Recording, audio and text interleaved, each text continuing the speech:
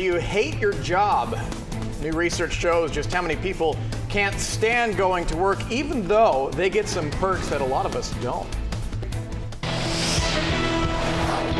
This is News 10 at 9. Well, it was a rhetorical question, and I was going like this, but nobody else answered, so I don't know what that means. Yeah. Usually it's the new guy who's the happiest. Yeah. Good morning to you. It is Monday. It's June 24th. I'm Dan Elliott. Yeah, and I'm Kate Larson in for Kiva Arnold. Obviously, we've got Jeff Maher here. Good morning to you. Who gave us a good little tease there. It'll be interesting. Interesting discussion, yeah. I want to hear about these perks that they have. You don't want to know. Okay. It's going to depress you. Yeah. Compared to Google, we don't measure up. Well, some of us have good days every day on the job because there are really good perks. Yes, I like said some being a of us. news anchor. Yeah, we get a few good perks around here, but apparently they don't compare to what some other people get. Right, and there's some new research that shows that despite a lot of perks, some people still hate their jobs. Jeff, what's that all about? No perks for you today. I can't even sulk at this table because I stand up. Let me just fix this. There are a lot of people who hate their jobs. There's no question about it. Even though there are some great perks offered at a lot of these companies, I want to go through some of these perks just to give you a comparison.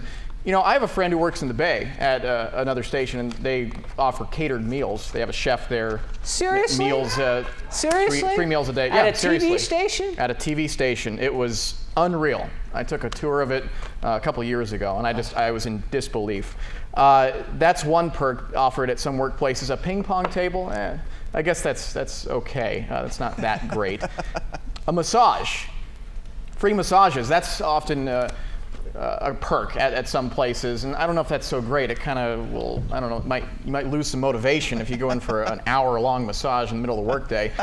Google, we've got to talk about Google and their nap pods. You know, if you've seen the movie The Internship, it's really not that far from reality. You can actually go and take a nap. We would love to have that here. They also have their own roller hockey rink, and there's even more. They have bowling alleys, all sorts of things at Google. Now, as far as this new research goes, take a look at these figures.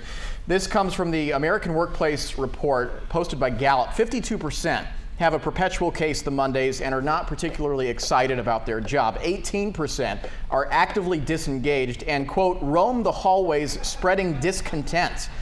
Those disengaged employees cost the U.S. up to $550 billion in lost productivity. That's why companies have been looking for ways to make their employees happier. Now, those incentives that I listed are attractive. You consider that to be pretty attractive, especially for younger workers, because they're looking for things that they can brag about to their peers. But Kate and Dan, surprisingly enough, the millennials, I guess you could call them a bit spoiled because they typically are only staying on the job for a little more than a year, versus an average 4.4 years for all other workers. So, you know, if the perks aren't there and their boss is a jerk, then they're out of there. If the perks are there and they're still not happy with their salary, they're apparently finding other options as well. We posted a question on our News 10 Facebook page. We wanted you to weigh in on this. Tell us what perks you have at your job, if it's enough to make you happy. Zero responses so far. I guess that says something about the perks that workers get. But please weigh in on that if you do have a perk that you'd like to share. I'd love to hear. Government being a big employer here, maybe there's not as much in comparison to what Bay Area companies offer in terms of perks. That's a good point. Yeah. That's a good point. I'd love that nap pod. Oh, I was going to say, if I could have one thing, Jeff, a nice little place to nap pod. But you know what? Be careful what you ask for. I got two nephews who work at Facebook. One did and the other still does.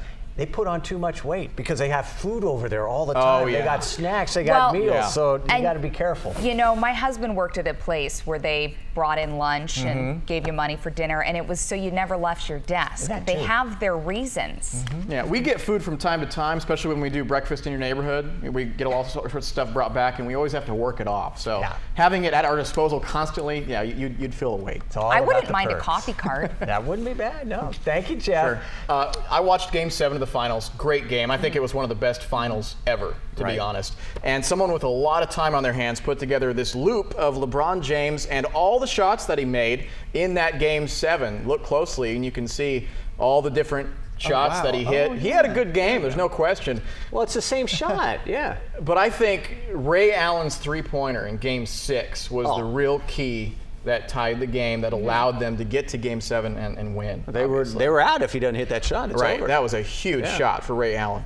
All right.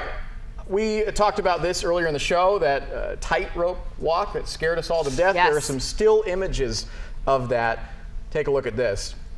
And it's a cool thing. You know, this guy can probably make lots of posters of it, and obviously he comes from a family that has been doing this for a long time. But just what a terrifying! I know. I can't look at this. No. There's video on his little camera that just gives me the heebie-jeebies. He made it, and we're out of time. We'll see you at midday.